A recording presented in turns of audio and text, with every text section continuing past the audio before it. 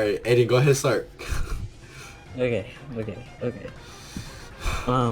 I am happy to join you today in what will go down in history as the greatest demonstration for freedom in the history of our See, that nation. was easy, right? That was hard, All man. right, I bet I'll do it. go ahead and do that big old paragraph, Shay. Five score. Wait, what? 5 score years ago, a great American in whose symbolic shadow we stand today signed the Emancipation Proclamation. Oh, Emancipation Proclamation. This momentous decree is a great beacon light of hope to millions of Negro slaves who had been seared in the flames of withering injustice. It came as a joyous daybreak to end the long night of their captivity, but 100 years later, the Negro still is not free. 100 years later, the life of the Negro is still badly crippled by the manacles of segregation and the chains of discrimination. 100 years later, the Negro lives on a lonely island of poverty in the mindset of a vast ocean of material prosperity. Dang, Martin Luther King was smart. Oh, my bad. 100 years later, the Negro is still languished in the corners of the American society and finds himself in exile in his own land. So we've come here today to dramatize a shameful condition. All right, I'm gonna go ahead and go. In a sense that we've come to our nation's capital to cash a check, when the architects of our republic wrote the magnificent words of the Constitution and the Declaration of Independence, they were signing a promissory note to which every American was to fall here. Fall air. What? But we refuse to believe that the Bank of Justice is bankrupt. We refuse to believe that there are insufficient funds for the vaults of opportunities of this nation. So we've come to cash this check, a check that will give us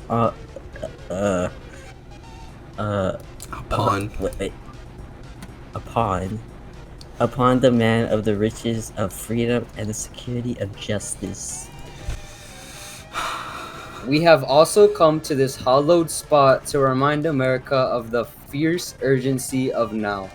This is no time to engage in the luxury of cooling off or to take the tranquilizing drug of gradualism. Now is the time to make real the promises of democracy. Now is the time to rise from the dark and desolate valley of segregation to the I don't know what that says. Path of racial justice. Now is the time to lift our nation from the quicksands of racial injustice to the solid rock of brotherhood. Now is the good time to make justice a reality for all of God's children. It would be fatal for the nation to overlook the urgency of the moment. The sweltering summer of the Negro's legitimate discontent will not pass until there is an invigorating autumn of freedom and equality. 1963 is not an end but a beginning. Those who hoped that the Negro needed to blow off steam will now be content and will have a rude awakening if the nation returns to business as usual. There will be neither there will be neither rest nor tranquility in America until the fuck. Go ahead. What was I at? The Negro is granted his citizenship right. Citizenship rights. The whirlwinds of revolt will continue to shake the foundation of our nation until the bright day of justice emerges. And that there is something that I must say to my people who stand on the worn threshold, which leads is. Dude. We must Oh, forever for real? conduct our struggle on the high plane of dignity and discipline. We must not allow our creative protests to degenerate into physical violence. Again and again, we must rise to the majestic heights of meeting physical force with soul force. Wow, that's crazy. The marvelous new militancy which has engulfed the Negro community must not lead us to distrust all white people. For many of our white brothers, as evidenced by their presence here today, have come to realize that their destiny is tied up with our No. I need to stop. I just need to read and that's it. They have come to realize that their freedom is inextricably bound to our freedom. We cannot walk alone, and as we walk, we must make the pledge that we shall always march ahead. We cannot turn back. There are those who are asking the devotees of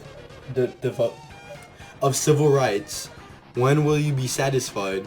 We can never be satisfied as long as the Negro is the victim of the unspeakable horrors of police brutality. We cannot be satisfied as long as the Negro's basic mobility is from a smaller ghetto to a larger one. We can never be satisfied as long as our children are stripped of their adulthood and robbed of their dignity by signs stating "for whites only." Yeah, Aiden. What the fuck?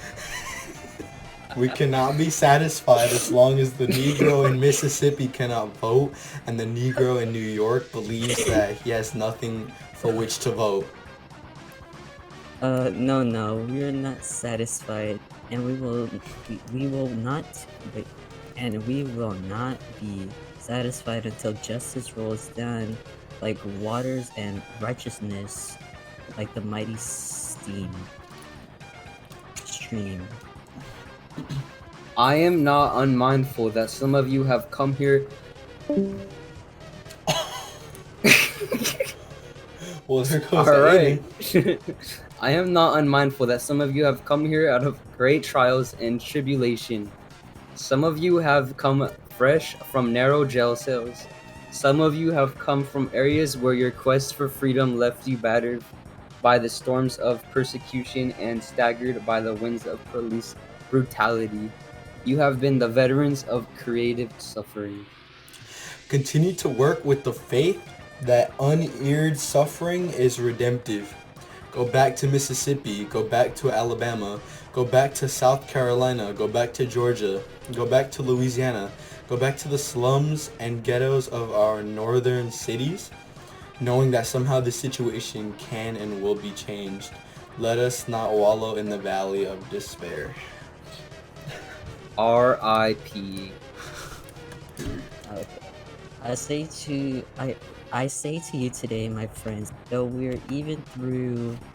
even though we have faced difficulties of today and tomorrow, I still have a dream. It is a dream to be rooted in America's dream. In the American dream. I have a dream that one day this nation will rise up, live out the true meaning of its creed. We hold those truths to be as self-evident that all men are created equal. Go ahead, Shay. Where are we at? My bad. You actually did get I have a dream part. Ooh, bet. Is it? I have a dream? I have a dream that one day in the Red Hills of... Yes. I have a dream that one day on the Red Hills of Georgia, sons of former slaves and the sons of former slave owners will be able to sit down together at the table of brotherhood. I have a dream that one day even the state of Mississippi, a state sweltering with the heat of injustice, sweltering with the heat of oppression, will be transformed into an oasis of freedom and justice. I have a dream that my 4 little children will one day live in a nation where they will not be judged by the color of their skin, but by the content of their character. I have a dream that one day in Alabama with its vicious racist, with its governor having his lips dripping with the words of interposition and nullification, One day, right here in Alabama, right there in Alabama, little black boys and girls will be able to join hands with little white boys and girls as sisters and brothers. Aiden, go. Okay, I have a dream today. wait, what No, am I? I have a dream today. Wait, I have a dream today. I have a dream that one day every valley shall be exalted, every hill and mountain shall be made low. The rough places will be made plains, and the cooked places will be made straight. And the glory of the Lord shall be revealed, and the flesh shall see it together. This will be our. This is our hope. This is our faith that I will go back to the south with this faith, and will be able to hew out the mountains of despair, a stone of hope. With this faith, we will be able to transform jangling discords of our nation into beautiful. Be quiet. Oh, that's cool. Discord. That's what we're on. Yeah, I don't. Keep Of going. our nation and into a beautiful symphony of brotherhood. With this faith, we will be able to work together, to pray together, to struggle together, and to go jolt.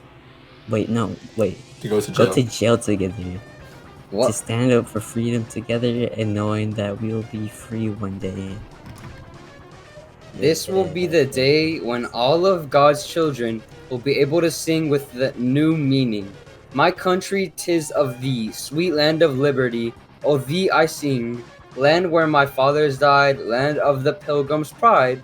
From every mountainside, let freedom ring. Dang, bars. And if from America is to be a great nation, this most must become true. Where was I at? So let freedom ring from the prodigious hilltops of New Hampshire. Let freedom ring from the mighty mountains of New Let. What? Oh, wait, what? New York. Of New York. Let freedom ring from the lightning. I don't know what that says. It's like an Indian name of Pennsylvania. Let freedom ring from the snow-capped Rockies of Colorado. Let freedom ring from the curvaceous slopes of California. Dang, he really wants freedom. But not only that, let freedom ring from the Stone Mountain of Georgia. Let freedom ring from Lookout Mountain of Tennessee. Let freedom ring from every hill and molehill of Mississippi. From every mountainside, let freedom ring. When we Oh. allow free, when we let it ring from every city and every hamlet, from every state and every city, we will be able to speed up that day when all of God's children, black men and white men, Jews and Gentiles, Gentiles. I don't know, man. Gentiles, Protestants and Catholics. We will be able to join hands and sing in the world the words of the gold Negro. Wait, no, the old, the old Negro spiritual. Freedom at last, God great and mighty. We are free at last. Bro, we're free. Alright. Are you still recording, Aiden? Yeah. Alright, we have to go over what we learned from this. Alright. So What did you learn, Aiden? are you asking me or asking Aiden? Whichever one, I don't know, bro. Alright. I'll go first. I learned that he called his own race Negro in his own speech, and I didn't know that. Oh yeah. Alright, Aiden, your turn. What did you learn from this beautiful speech by Dr. Martin Luther King? Not much. That's it? Just say what you learned. Yeah. Alright. I learned that His speech didn't.